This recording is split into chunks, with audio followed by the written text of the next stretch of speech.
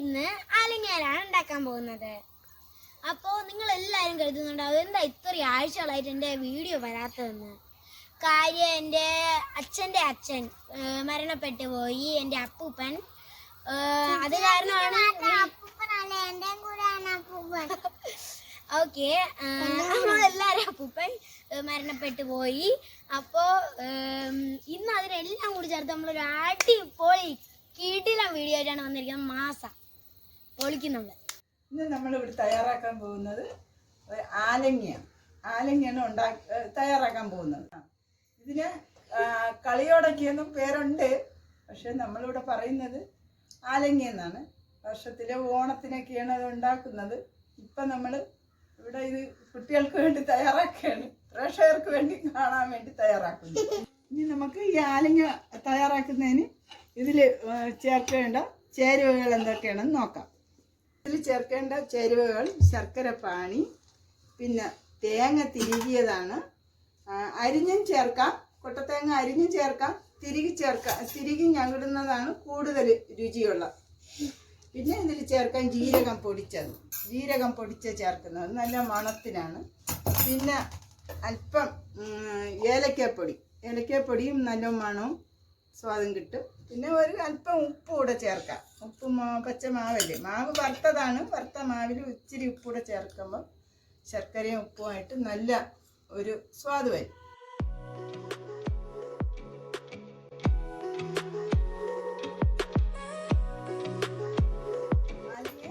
നമുക്ക് തയ്യാറാക്കാൻ വേണ്ടി ഇതിന് പാകത്തിന് ഇത് കുഴച്ചെടുക്കാം.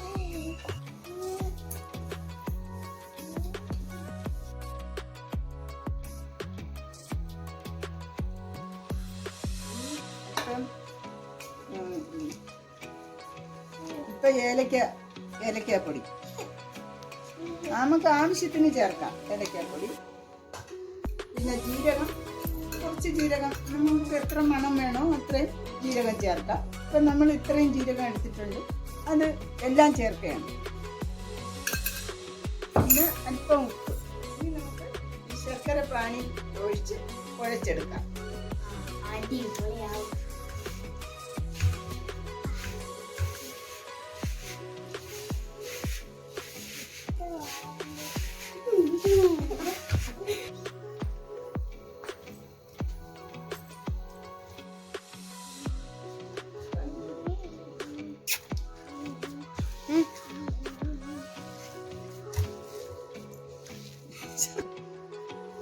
ആലങ്ങ ഉണ്ടാക്കുന്നതിൻ്റെ മാവ് കുഴച്ച് വെച്ചേക്കാണ്.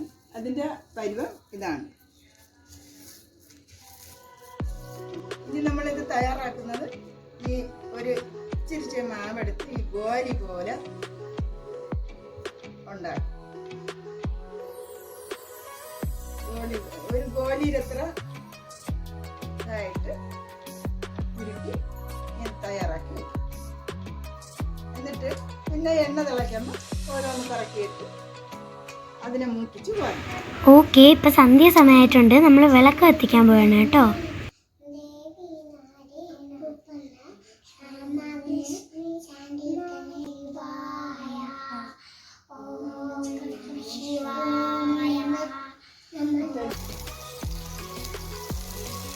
ചട്ടി നന്നായിട്ട് ചൂടായി നമുക്ക് എണ്ണ ഒഴിക്കാം. എണ്ണ നന്നായിട്ട് തിളച്ചിട്ടുണ്ട്. ഇനി നമുക്ക് ഈ എണ്ണയിൽ പറക്കിയിടാം. ഓരോന്നോരോന്നായിട്ട് ഇങ്ങനെ പറക്കിയിട്ട് വെക്കാം.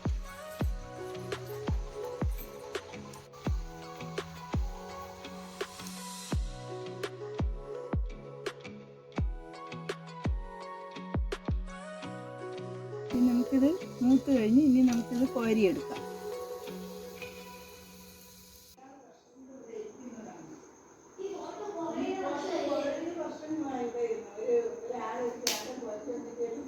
നമ്മൾ തയ്യാറാക്കി കളിയോടയ്ക്ക ഗോലി രൂപത്തിലിരിക്കുന്നത് കൊണ്ടാണ് ഇതിനെ കളിയോടയ്ക്ക എന്ന് പറയുന്നത്. നമ്മൾ ആലങ്ങി എന്ന് പറയും. എൻ്റെ മോനെ എടുത്തോ. നല്ല ക്രിസ്പിനെസ് ഉണ്ട്.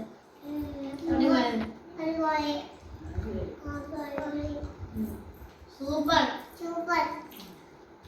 ഇത് എല്ലാവരും വീട്ടിലുണ്ടാക്കിയിട്ട് ഇഷ്ടപ്പെട്ടെങ്കിൽ ഇഷ്ടപ്പെട്ടെങ്കിൽ എന്റെ ചാനലിൽ ഒരു ലൈക്ക് അടിക്കണം കേട്ടോ. എന്റെ ചാനൽ നിങ്ങൾക്ക് ഇഷ്ടപ്പെട്ടെങ്കിൽ ഒന്ന് സബ്സ്ക്രൈബ് ചെയ്യുക,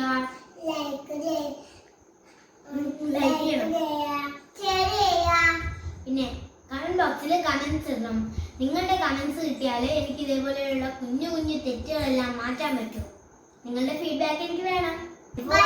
video bye bye. Bye bye.